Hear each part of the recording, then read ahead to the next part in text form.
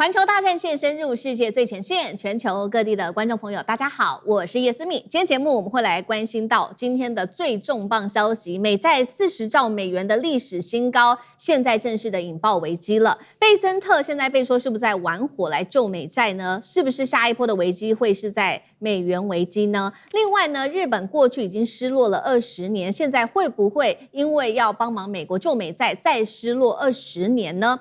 再來看到美國內部現在的問題，就是房貸已經來到了最新6.65%的新高哦。另外，美國的消費降級，沃爾瑪這邊的這個消費的零售已經降溫了，會不會整體燒進川普的期中選舉受挫呢？今天我們會做深度剖析。先歡迎在場來賓，首先歡迎前立委孫大千委員，大家好；前國安會副秘書長楊永明老師，士兵好，各位朋友好；前海軍艦長呂禮詩艦長。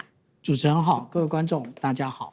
好，觀眾朋友，今天節目開始，記得節目幫我們按讚，並且按下分享。那留言區寫下思敏我在哪一個城市收看，或者寫下熱推。謝謝觀眾朋友，在上個週末有好幾位觀眾朋友加入我們環球大戰線的會員頻道了。那我相信呢，還是有很多的觀眾朋友還沒有加入的，趕快去環球大戰線的這個頻道的主頻 YouTube 的主頻按下加入鍵，就可以成為我們的戰友，在裡面我們可以做更多的互動。好，今天有關於這一場的美債美元危機，我們要來看到是美國的公債正式的突破了40兆。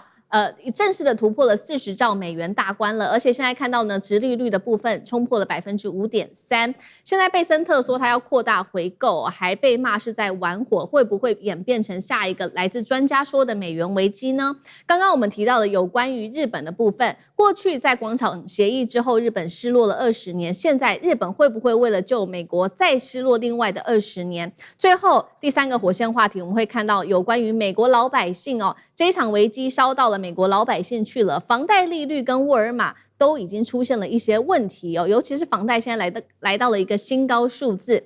川普會不會在這種期中選舉的各種壓力下，現在看到的這些壓力成為他的經濟炸彈呢？今天就這些議題，我們會請來賓來深度剖析。好，來看到的是最新消息哦，美債破了40兆之後呢，包括了7月份單月的這個預算赤字也突破了4000多億美元。這個數字什麼意思？其實已經是5年來最高的單月記錄了，而目前看到的赤字缺口已經來到了1.8兆美元的這個數字。貝森特可急了，現在呢，他也出來放話了，他先說，認為赤字極有可能現在已經見頂了，要大家不要過度的擔心或過度的解讀。他說呢，現在美國政府有想出一些方法來救經濟，這經濟的救法有3個面向來看到。他第一個說呢，首先他們會靠經濟的成長、關稅更多的支出，還有削減政府支出、減稅等等，把美國的債務從泥淖裡面拉出來。另外，他也說了要擴大長天期美債的回購，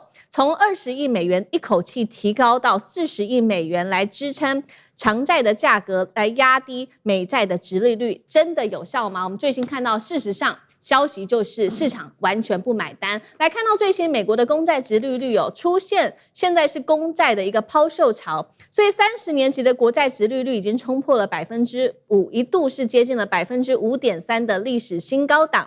恐怕接下來專家說的就會引爆下一波是美元的信用危機，會不會出現貨幣貶值呢？再來看到幾個專家怎麼做的分析。第一個，我們來看到橋水基金創辦人說，最快有可能在這種赤字問題之下，美債1年內甚至最晚5年內就會立刻引爆債務的危機。再來看到也有人說呢，即使現在美債在川普政府要求國內金融機構購買之下，但是呢，1/4的美債還是海外的買家啊。他說，美國現在在缺乏信用的一個危機之下，恐怕找不到買家，都非常不利美債的一個發展哦。那麼包括了這個匯市的部分，美元我們剛剛說了嘛，恐怕引爆美元的危機，是因為也有一個消息支撐。上個禮拜五，紐約匯市對美元的主要貨幣下跌了0.1%，來到98，已經是3個月來的一個低點了。所以今天節目一開始，先請教委員怎麼看貝森特說的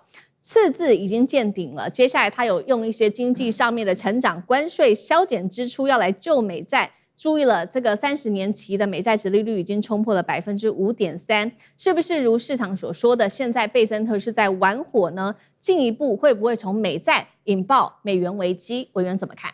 貝森特根本就是在鬼扯哦。那麼當然，你說要鬼扯也不是不行，但是總是要講的稍微專業跟漂亮一點，你才能夠讓市场買單啊。但是現在市場又不笨，貝森特說現在的赤字已經見頂了。各位知道現在赤字缺口，剛才這個思敏告訴大家已經 1.8 兆了，40兆 1.8 兆，照這個持續規模下去的話，大概再過1年就要準備要逼近44兆45兆了哦。那麼這樣快速膨脹這個政府財政赤字的速度哦，這是前所未有的事情哦。那麼你說，當然這個貝森特可以畫一個大餅，他說要經濟成長，美國的經濟成長不會一下變成20%的，所以它的經濟成長再高，也就是多1-2個百分點了哦。你說靠經濟成長就可以把這個債務彌補起來嗎？太難了。關稅收入哦，到現在為止，美國的關稅收進來了多少？到底有沒有實質的幫助？製造業到底有沒有回流？大家都心知肚明啊。就是美國在幹這件對等關稅的事情，是一件完全是竹籃打水一場空的一個行動哦。所以你說靠關稅收入能夠收進多少錢，這又是另外一個問號了。那你還別講削減支出嘞，現在還在打仗了。接下來美國還要去補充它這個所有短缺的這個軍事裝備，那也是一筆錢呢，那不是天上掉下來的啊。所以這些錢難道不要花嗎？所以美國跟中國大陸最大的差別是什麼呢？中國大陸舉債在做基礎建設，改善人民生活；美國舉債是買炸彈去打仗用的哦。所以這是兩個國家為什麼在這幾年的發展過程當中會有這麼大的一個落差的一個最主要的原因。好，現在美債的狀況的確很糟，殖利率一直不斷的往上攀升哦。我們看到的幾個數據都非常的不好。剛才思敏說，這個30年期長天期的這個美債的殖利率飆到了 5.33 以上了，我看到最高到 5.34 哦，現在稍微回檔起來，但是也在 5.25 5.27 左右哦。所以它其實這個殖利率實在太高了。那殖利率高代表什麼？代表第一，美國要跟大家借錢，它要付比較高的利息。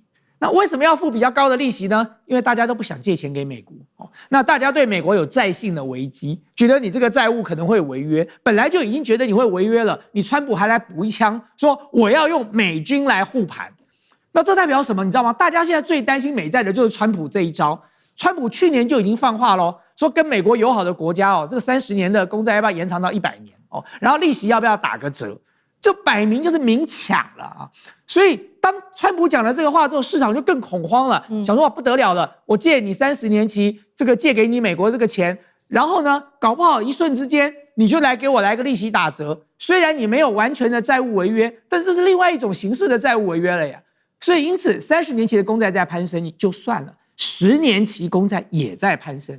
前2天我看到的數字是殖利率到了 4.7， 大家預估到今年底要破5各位，10年期的美元的這個公債的殖利率要到破5了，然後這是一個多麼令人驚訝的事情。過去10年期的殖利率不會這麼高，為什麼？因為10年期算是短天期的，雖然不是1年2年，可是相對來說比較短。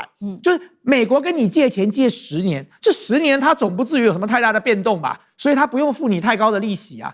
可是現在連10年的這個美國的公債利率都要到5%了，這是一個很嚴重的問題啊。關鍵在哪裡？債信問題嘛。大家就是怕你耍賴，怕你債務違約。然後第二個關鍵問題是什麼呢？供需失衡啊！就美國現在還要借錢，缺口還有 1.8 兆，可是市場上大家都不買單，然後市場上所有的美金都被各式各樣的這個大型的 IPO 的資金給吸走了。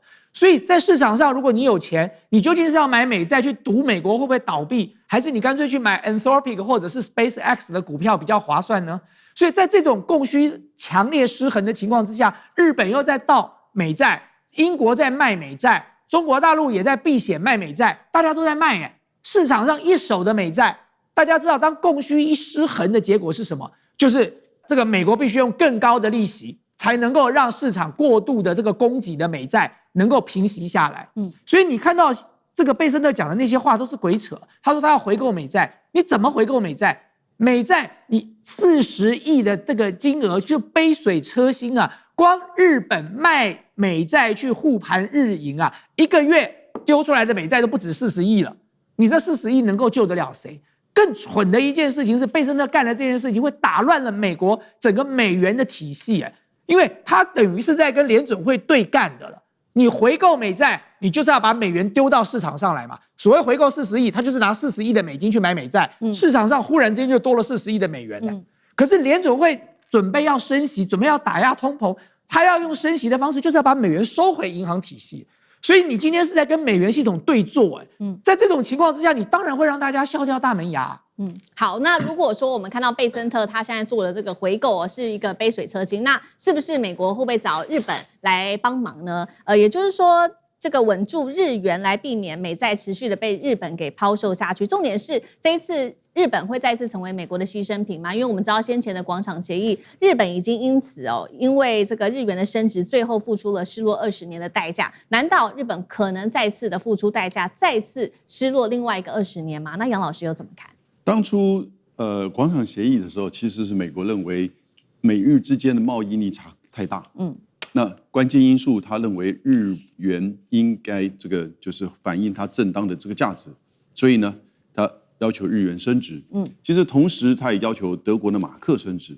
那這個答應之後呢，倒不是單純直接就是因為簽了廣場協議，馬上就造成日元的這個整個問題，然後財政問題，然後最後造成日本的不景氣。其實我覺得當初日本的銀行，尤其就是日本銀行，它的這個中央銀行叫日本銀行，採取了這個極度的寬鬆政策，後來就造成整個泡沫，房地產、股市連續泡沫，然後呢，你就開始出現，那有人說叫做資產負債表的這個就是說虧損，因此這個時候呢，日元造成的變化長期的不景氣，那日本就用就是公共支出的方式來去希望能夠增加刺激消費甚至通膨。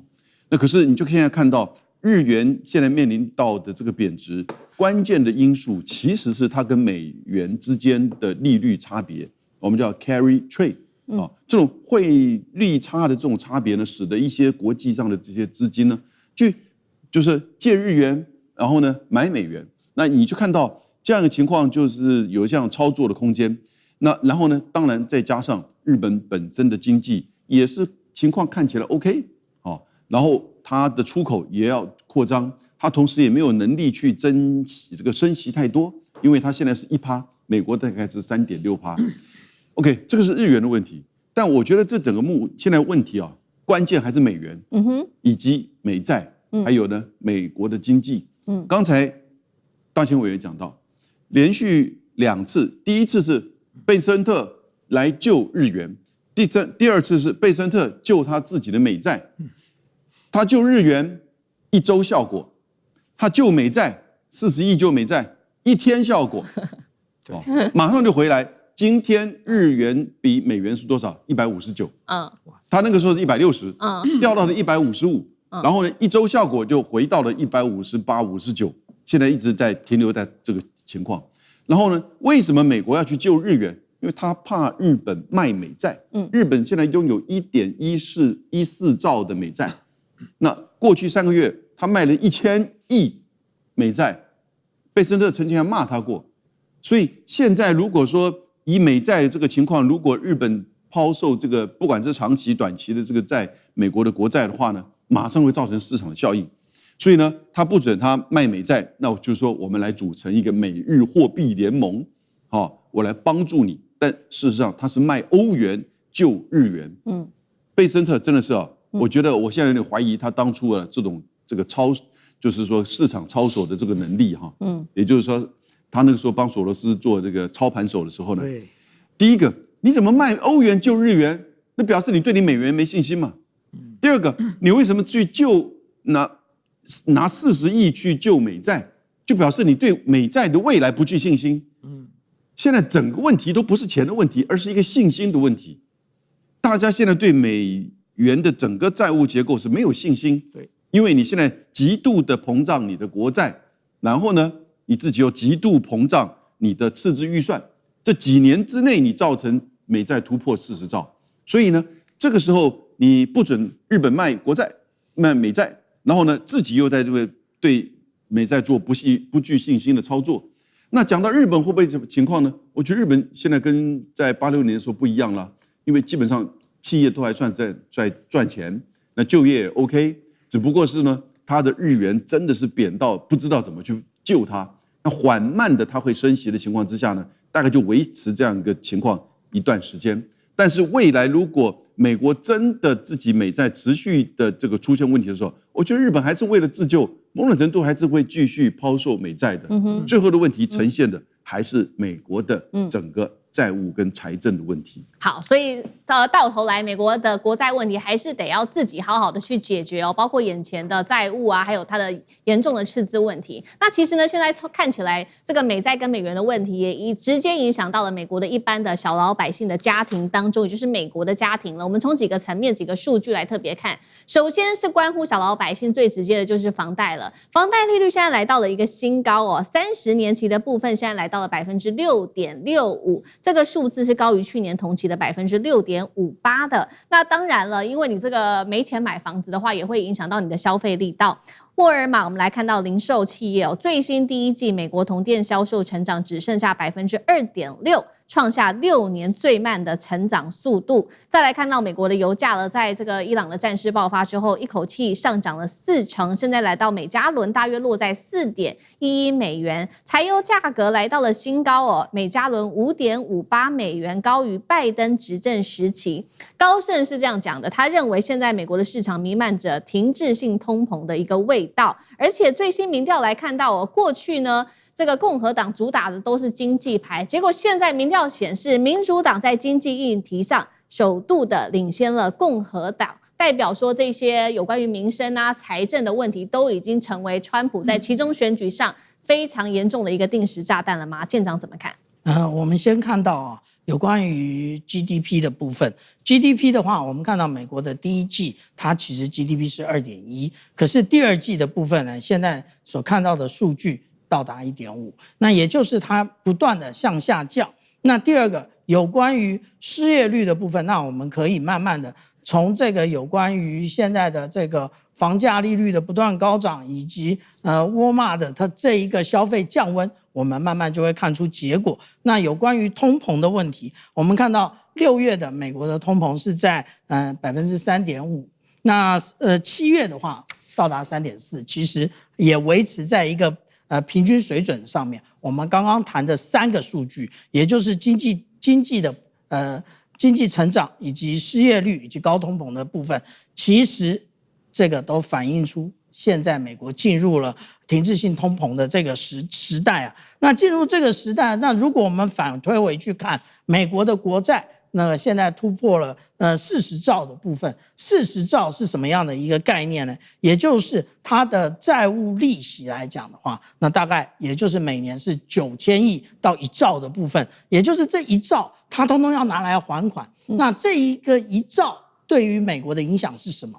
其實我們看到啊，寫過《文明》以及《帝國》這很多著作的一個歷史學家，我們叫做弗格森。那他其實呢，在今年的5月7號，他提出了一個弗格森定律。那這個定律裡面講的是什麼呢？也就是這一個霸權的國家呢，支付債務的利息如果超過他的國防預算的話，也就是他無法因應這個國防預算的話，他的霸權地位難以維持。這個不是說我們現在這樣子唱衰美國，而是從歷史上來講，我們剛剛講弗格森他是歷史學家，他指出了當初的威尼斯帝國、荷蘭帝國、法蘭西帝國、奧匈帝國，以及一戰、二戰才結束的大英帝國，通通都有這個特色。所以其實美國現在有關於貝森特他要擋這個美債，被人家笑說這是拿紙巾擋海嘯，在這個槍傷上面貼 OK 繃，一點也不為過。